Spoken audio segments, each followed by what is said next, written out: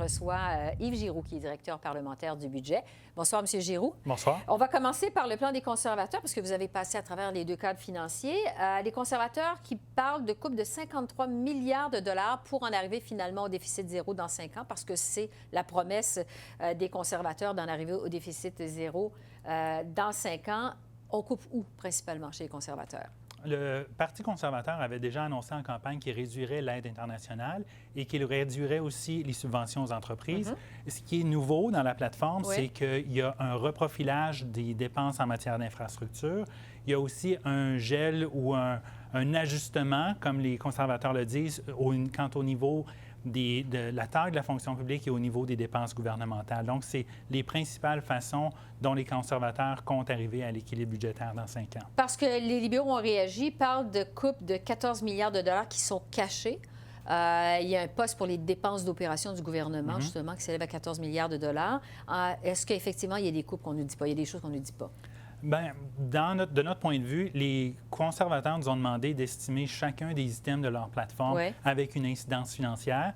De mon point de vue, il n'y a rien qui semble être caché parce que ce qui a été divulgué aujourd'hui semble tout à fait conforme. Évidemment, c'est tout récent, là, la plateforme, le dévoilement, mais ça semble conforme en tout point aux items que le Parti conservateur nous a demandé d'estimer. Donc, de notre point de vue, il ne semble pas y avoir rien de caché ou rien de nouveau, du moins de nouveau avec une incidence financière. Et ça tient la route vraiment à la lumière de ce cadre financier-là. Quand on regarde les coupes dans un horizon de 5 ans et l'atteinte au déficit, ça marche? Ça semble marcher, comme je vous ai dit. Je n'ai pas eu encore le temps de regarder ça en profondeur, mais basé sur ce que le Parti conservateur nous a fourni au cours de la campagne, il nous a demandé d'estimer ce qu'ils ont mis dans leur plateforme. Ça semble en tout point conforme avec les données qu'on leur a fournies, les estimations de coûts, de revenus et de dépenses. Pour ce qui est du cadre financier du NPD, maintenant, là, au contraire, on dépense 35 milliards de nouvelles dépenses pour l'an prochain. On ne prévoit pas de retour à l'équilibre budgétaire. En quoi ça tient la route?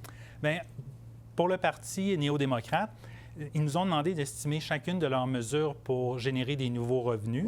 Donc, ça, on a confiance que c'est évidemment les bons chiffres parce que c'est nous qui les avons fournis.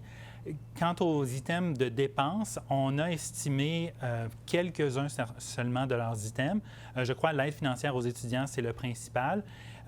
Donc, pour les items de dépenses, pour le nouveau Parti démocratique, les chiffres qui sont dans la plateforme n'ont pas été fournis par le directeur parlementaire du budget, par mon bureau. Donc, je ne peux pas en confirmer que c'est des chiffres qui sont vraiment solides parce qu'on ne nous a pas demandé d'estimer ces dépenses-là. On ne vous a pas fourni ces chiffres. Donc, vous avez estimé les revenus, mais pas les dépenses. Une partie seulement des dépenses, mais la totalité des nouveaux revenus dans la plateforme du nouveau Parti démocratique, mais comme j'ai mentionné, pas l'ensemble des dépenses. Donc, vous n'avez pas l'ensemble du portrait de la situation pour le NPD. C'est ça. Donc, il faut que les gens se fient aux chiffres qui sont dans la plateforme du Parti nouveau néo-démocrate. Néo-démocrate. Parce que pour l'an 1 d'un gouvernement du NPD, on propose un déficit de 32,7 milliards de dollars, mais par la suite, une réduction du déficit pour les années suivantes, 18 milliards la deuxième année, 16,5 milliards pour les 2 années suivantes. Est-ce que ça tient la route?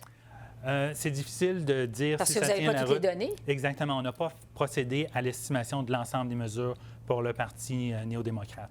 Donc, c'est plus difficile pour nous, pour moi, de me prononcer là-dessus, étant donné qu'il y a une série de mesures de dépenses pour lesquelles j'ai des chiffres, mais ce n'est pas mon équipe qui les a déterminées. C'est l'équipe des formations politiques. Exactement. Donc, les électeurs ont 2 nouveaux cadres financiers ce soir, mais évidemment celui du NPD, celui des conservateurs, mais sans avoir tout le détail, finalement, de ça.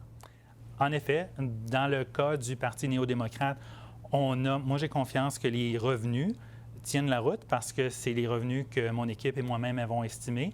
Dans le cadre du Parti conservateur, on a aussi estimé les revenus, les nouveaux revenus dans leur plateforme, mais aussi l'ensemble des dépenses ou de réduction de dépenses. Donc, on a confiance que l'ensemble tient la route, ce qu'on ne peut pas affirmer avec certitude dans le cas du Parti néo-démocrate, parce que, évidemment, on n'a pas procédé à l'estimation de l'ensemble des coûts. Yves Giroux, directeur parlementaire du budget, merci beaucoup. Ça m'a fait plaisir. Merci.